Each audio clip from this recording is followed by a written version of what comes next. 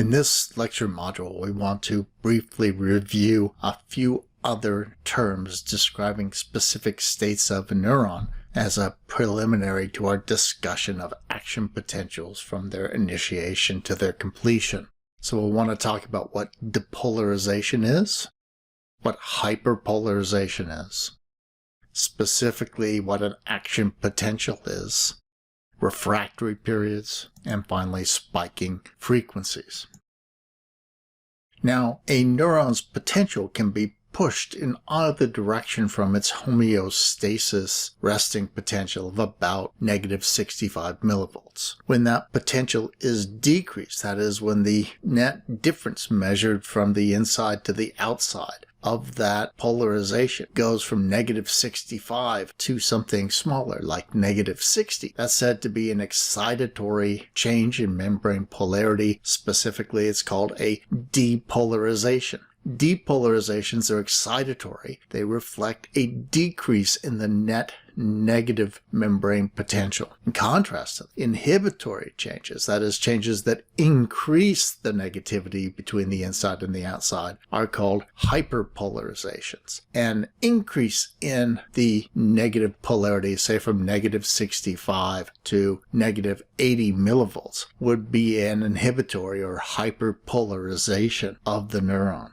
Now it seems like a good time to note that when I'm talking about the resting potential of the membrane, or a depolarization, an excitatory depolarization, or an inhibitory hyperpolarization, what I'm really referring to isn't the entire neuron as a whole, but rather usually it's a localized change in the membrane potential at a particular point on the neuron. Indeed, the action potential itself is both a clear illustration and, of course, the most important instance of this kind of change in our lecture today. When a change occurs at the axon hillock, remember this is the structural feature of the neuron where the axon is leaving the cell body. When there's a significant change in the potential at the axon hillock, a significant depolarization will trigger a really dramatic localized change at the beginning of that axon. And usually it'll go from something like -65 millivolts to close to +40 millivolts in polarity at that particular spot. Now that dramatic change will trigger changes in the areas immediately next to it on the axon, and so that one spot of significantly altered polarity will just move down the axon all the way down to the end bulbs. This transitory event that travels down the axon, that is our action potential. Now, immediately, once this localized area on our axon experiences this dramatic change from negative to positive membrane potential in that area, it immediately starts to kick in and try to restore homeostasis, that is, return to the resting potential in that area. And this return to homeostasis is called the refractory period. The refractory period is the period of time in which that particular portion of the axon is returning to its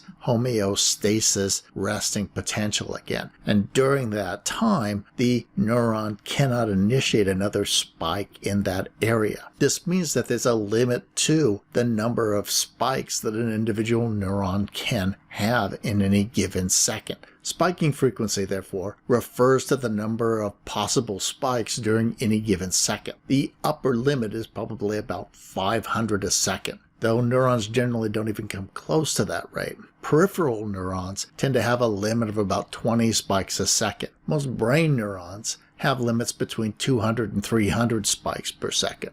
In our next lecture module, then, we'll turn our attention to these action potentials, looking at their genesis and following all the way down to their termination.